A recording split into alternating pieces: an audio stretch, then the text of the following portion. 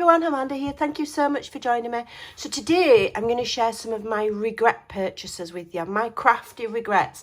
Things that I've bought that I've paid good money for that I totally and utterly regret for different reasons, and I'll explain as we go. Now, my most expensive regret purchase was this. Bearing in mind, I'm not trashing any companies. This is just my personal opinion of using these items. Some people might love this trimmer. They might think it's the best thing since that sliced bread. And those people are right because it's right for them, okay? This trimmer's not right for me, okay? So I'm not saying don't go out and buy it. I'm not saying anybody who's got it, you know, the silly, anything like that. It's just not right for me. Why do I not like this trimmer? First of all, I thought it was fantastic. It's nice and sturdy. It's quite heavy, okay? I find it quite heavy. It takes up a lot of space. I've only got a small craft room, okay? It is good because it's got this rotary blade that's meant to be self-sharpening. The sizing is difficult to see, 6 1/4 and 6 1/2. You can see I've tried to make marks there with a pen, okay? But it's the way it cuts, okay? I only use this trimmer now for heavyweight cardstock and chipboard. I really struggle to cut normal paper. Like if you just need to cut maybe an 1/8 off or even a 1/4, the paper kind of just bends over the plate and it doesn't cut, or it will cut it wrong, or it'll cut it furry. I cannot get on with it. So it's relegated and it only gets used for things that I don't want my other trimmers' blades to get abused by. So acetate, chipboard, heavyweight cardstock. Other than that, so you know, I do still use it. It's good for that because I don't have to replace the blade. But it was a massive regret purchase, and I was convinced that this was going to be the best trimmer ever. No, and it is actually really quite heavy. My next regret purchase is actually Tim Holtz again. Now, don't get me wrong, I love everything Tim Holtz. That's why I keep buying them. maybe there's a lesson there. My next regret was these. Okay, I think we are very easily roped in. And this is more of a being roped in than the quality. There's nothing wrong with the ink. There's nothing wrong with the quality. There's nothing wrong with any of that. I think I was roped in, as many crafters are, into thinking that you need to have the full set of everything. And I'm very mindful of that. And normally I'm not caught up. But I thought, well, they're only minis.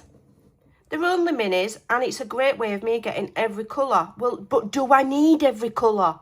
Okay, I've got all of these, Samaria. I've got all of these, okay? Not much shy of £100 worth there. Just, were they about £80 or something? So that's a lot of money. You know, that's a lot of digitals that I have to sell to pay for that, because I work everything out by how much I earn. I think, well, I've got to sell 10 digitals to pay for that, or I've got to... That's how I work things out. And how many of these have I actually used? And I've had them months. Probably none of them. I enjoyed labelling them. I enjoyed collecting them. I think they're fun. But do I actually need all of those colours? Absolutely not. I was roped in because the crafting industry knows that as crafters, we're not just crafters, we are collectors. And we like to have full sets of everything, and everything in every colour. Don't be drawn in. Okay, these are my main go-to colours. And I've had them years, and they've lasted me years. I didn't need to buy these. I could have spent that money on something more wise. Ground espresso and the good old original vintage photo. And I also do like to use the archival inks for distressing. The grey, the black and the brown, they're just as good, in fact, if not better, because they don't react with anything. Okay, so that is a purchase where it's not a bad product. I was roped in. And, you know, we are roped in by craft companies. They bring things out every other couple of weeks, you know, and you need to have the whole set. Right, this is another... Sorry, Tim, I absolutely do love Tim Holtz, but these are awful. They're awful. And anybody that disagrees with me, I will question you. And these are the little brushes for the distress inks, okay? They are coarse, they are hard, they just spread the ink around, they don't blend very well. I hate them, they're awful, okay? Now, I didn't buy these, I actually got these. Did I get them? I think it was like a bundle. And if I paid such and such for this full set of distress inks, I got these free. So, in essence, I've not actually paid for them. But I've tried them out and they are vile. Those brushes are so dense and so coarse and so scratchy. Okay, I much prefer something like this, which is soft. Now, I understand these are smaller to get into intricate places, but they're really not very nice. Okay, don't waste your money on them. And then you've got to mess about like this. I just don't like them. Now, the other thing, we're still talking about inks here. Cheap foam pads for your distress tools, okay? We all do it. We buy them on Temu or wherever, cheap as chips. And fair enough, but they're not brilliant, okay? I will tell you that when you are inking, bits will come off. And so the next time I do buy some, I will be getting some better quality ones, rather than thinking I'll just get the cheap ones off Temu or AliExpress. It's only the same thing. It really isn't. Okay, they're really not. They're pants. And I see people using all sorts, makeup sponges, you know, felt pads that are meant to go under chair legs, whatever's right for you. I haven't found a good alternative to buying the branded pads from Ranger. I haven't found a good alternative. I've tried makeup sponges, I've tried all sorts of things, okay, and they just aren't as good. So cheap ones of those, you'll go through them faster, you have bits all over your work, they're really not great, okay. Cheap tape, I've even said this on another video, cheap tape is a false economy, okay. You see it, you know, sometimes it might be a pounder roll. You'll see it at craft shows or, you know, online. It's a false economy. Cheap tape is, you will just regret it.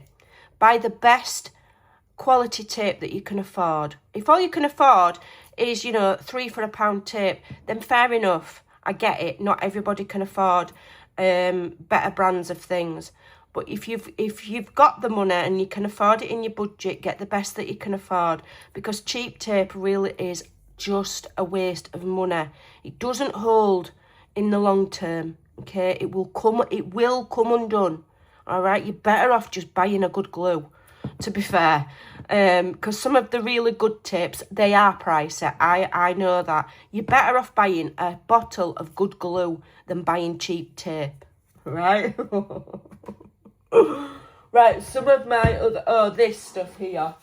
So this is a cheap cardstock, and this is from the Range in the UK. UK ladies, if you're listening, I do not personally recommend any of the Ranger's own brand products, and it's Art Studio. I don't recommend any of it. I've tried various things from card to ribbon to paper. I do not recommend any of their own brand products. They are rubbish. And I don't care. That's my personal opinion. Don't waste your money. So this cardstock is from there. It's awful. It goes fairy when you cut it. I've ended up managing to use it, so I've not completely wasted my money.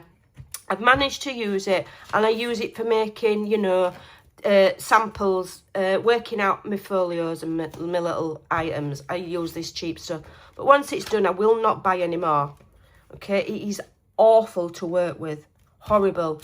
And again, Art Studio. The Range really have missed a trick by stopping selling decent branded products, because I very, very rarely go there for craft products anymore. Okay, I just don't recommend them.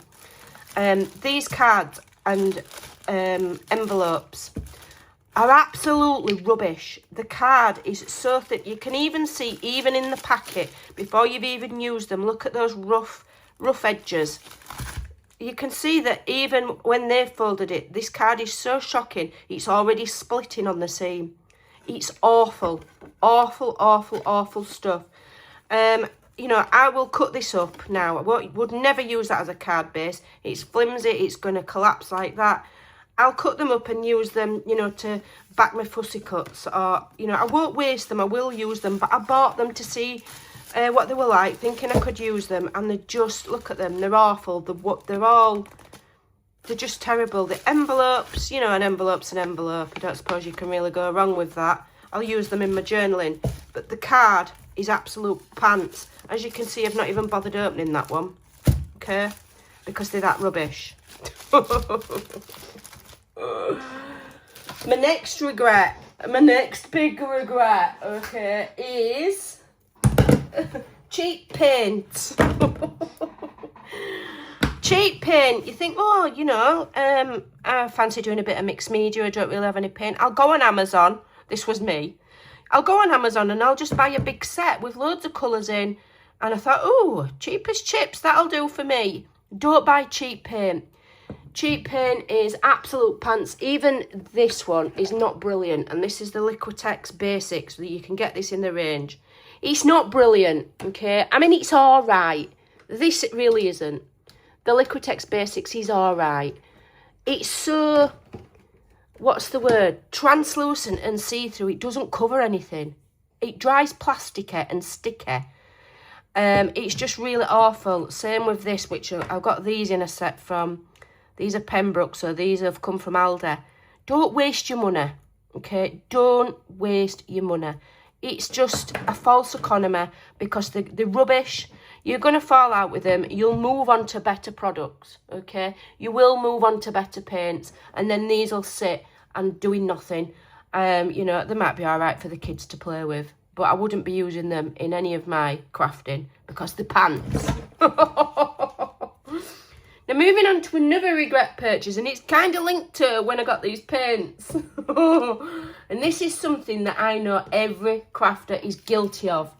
That is thinking you're going to start a new hobby within your hobby. So these purchases here are reflective of that. There's nothing wrong with them. Okay, there's nothing wrong with these items. But these are a regret purchase because I decided I was going to be a mixed media artist. We all do it. You know, I'm a paper crafter. I love to make journals and mini albums, but sometimes I get itchy feet and I think, ooh, what else can I try? And then what do? We go out and we buy all of the things. Because we're trying something new, we have to go buy all of the things.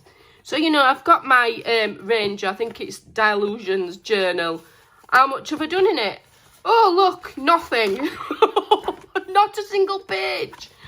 Okay, I bought this because everybody that was doing mixed media was using this for jelly printing. I can't do jelly printing to save my life. I've tried and it looks like absolute pants. So, you know, 500 sheets of wax paper, what am I going to do with that? You know, and these things weren't dead cheap. I think I had to get, did I end up getting this from America? I don't know, but I was made to feel like I needed it.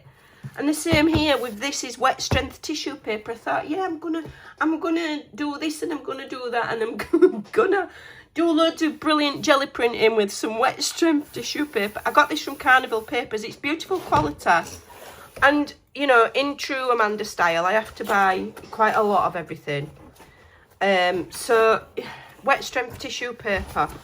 You know, I'm useless at jelly printing. What am I going to do with this now? What? I'll be using it for wrapping up presents at Christmas. So those, and I won't even show you the amount of paint and acrylic inks. You know, acrylic inks and Stamperia paints and goodness knows what that I went and bought. And I think I got some of these as well.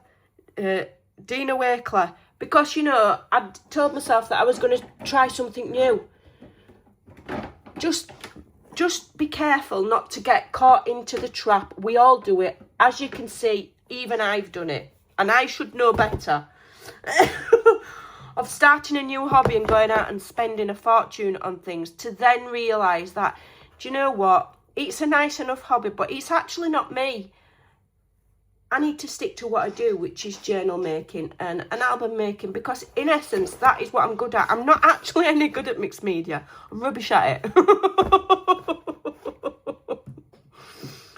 But, you know, we watch people on YouTube and we get roped in, okay? Which is why I try not to show a lot of products on my channel, except for my digitals.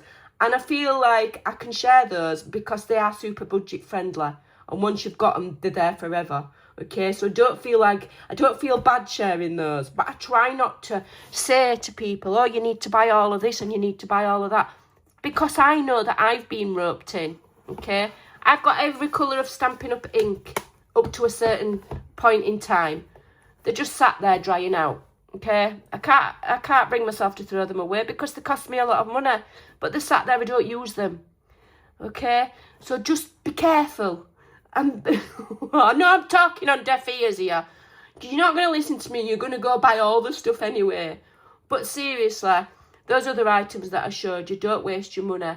And just be mindful and be careful.